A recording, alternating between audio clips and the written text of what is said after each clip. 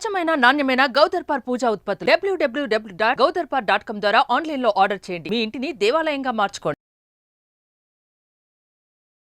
నమస్తే అమ్మా. నమస్తే తల్లి. అమ్మ, పోలాల అమావాస్య వస్తుంది కదా, ఉమ్. అసలు ఈ రోజు ఏం చేయాలి, ఏం చేయకూడదు, ఈ పేరు ఈ అమావాస్యకి ఎందుకు వచ్చింది, ఏంటి విశిష్టత ఒకసారి గుర్తు చేయరా? అమ్మా, ఇది ఒక ప్రాంతీయంగా ఉండేటటువంటి ఒక కథ దీని వెనకాల ఉంది. అది కాక చెప్పుకున్నట్టయితే పోలా అంటే బాగా తిని అలా విశ్రాంతి తీసుకుంటున్నటువంటి ఒక వృషభం అని అర్థం. కనుక ఈ రోజు వృషభాన్ని ఆరాధించే రోజు అని చెప్తారు. అంటే శ్రావణ మాసంలో చివరి కదా, ఇప్పటిదాకా పొలంలో దున్ని దున్ని దున్ని కాస్త విశ్రాంతి తీసుకుంటాయి. మళ్ళీ మళ్ళీ వేరే పనులు వచ్చేదాకా కాస్త రిలాక్సేషన్, ఎడ్లకి కాస్త అలా ఉన్నటువంటిది. దీనికి సంబంధించి శిలాదుడు అనేటటువంటి వాడికి సంబంధించిన కథ ఒకటి చెప్తారు. ఏంటమ్మది?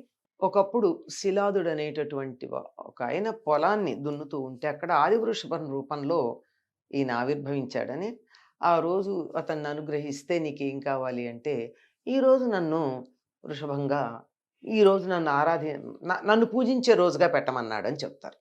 ఎందుకు ఆ మాట చెప్పాల్సి వచ్చింది అంటే, ఒకప్పుడు శివుడు బయటికి వెళ్ళినప్పుడు అంధకాసురుడు అనేటటువంటి వాడు ఒకడు వచ్చి, పార్వతీదేవి చాలా అందగత్తె కదా, ఆవిడని బలాత్కారం చేయడానికని వచ్చాడు.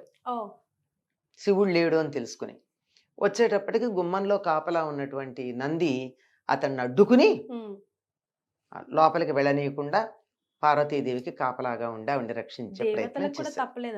తప్పదు కదమ్మా. అప్పుడు శివుడు ఈ లోపల వచ్చాడు. సరే, వస్తే వాడిని సంహరించడం అన్నీ అయిపోయినాయి. అప్పుడు ఈ నందిని అడిగాడు, ఏమిటి నీ ఏమన్నా వరం కోరుకో, నాకు ఇంత ఇష్టమైన పని చేసావు కదా అని. అంటే ఆయన, నేను వృషభ రూపంలో శిలాదుడికి అప్పుడు పొలం దున్నుతుంటే దొరికాను కదా, ఆ దొరికినటువంటిది శ్రావణ కృష్ణ అమావాస్య, ఆనాడు నన్ను పూజించేట్టు ఏర్పాటు చేసుకోమన్నాడు. అది అందుకని పోలకి సంబంధించిన అమావాస్య గనక పోల అమాస. అమావాస్య అమాస అంటే కదా, అదే మధ్యలో లా చేర్చుకుని పోలాల అమావాస్య అన్నారు. దీనికి సంబంధించి ప్రాంతీయమైన కథ కూడా ఒకటి ఉంది. ఇది గోదావరి జిల్లాకి సంబంధించింది. ఒక బ్రాహ్మణ దంపతులకి 7 కొడుకులు.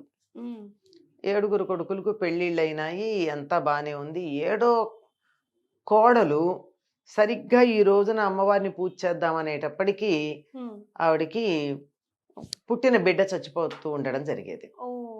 ఇలా 6 సార్లు అయింది.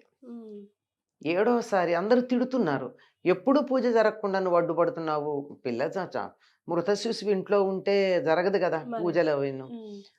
అప్పుడు వీళ్ళందరూ తిడుతుంటే 7వసారి ఏం చేసింది, మళ్ళీ కూడా ఇదే అమావాస్య నాడు ఆ బిడ్డ చనిపోవడం జరిగింది. అప్పుడు పుట్టిన బిడ్డ చనిపోతే మాట్లాడకుండా ఆ శిశువుని ఇంట్లోనే పెట్టేసి, చచ్చిపోయిన వార్త బయటికి చెప్పకుండా అందరితో వెళ్ళి గబగబా తను కూడా కలిసి పూజకి వాళ్ళకందరికి తను చేయలా, సహాయం చేసి అందరూ అయిపోయాక చీకటి పడ్డాకెళ్ళి ఊరి చివరన పోలేరమ్మలు ఉంటారు కదా, అంటే పొలిమేర దేవతలే పోలేరమ్మలంటే. పొలి అక్కడ ఉన్నటువంటి అమ్మవారి దగ్గర కూర్చుని ఆ మెట్ల మీద కూర్చుని ఏడుస్తోందిట.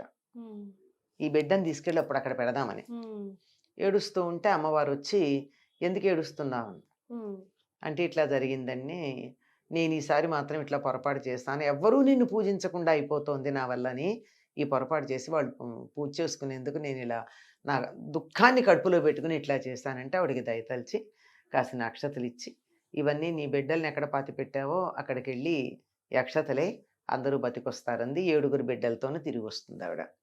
ఈ కథ గోదావరి జిల్లాలో తప్పనిసరిగా చెప్పుకుంటారు. ఇవాళ ఏం చేస్తారంటే, వాళ్ళు తులసికోట దగ్గర కంద పిలకని పెట్టి పూజ చేస్తారు.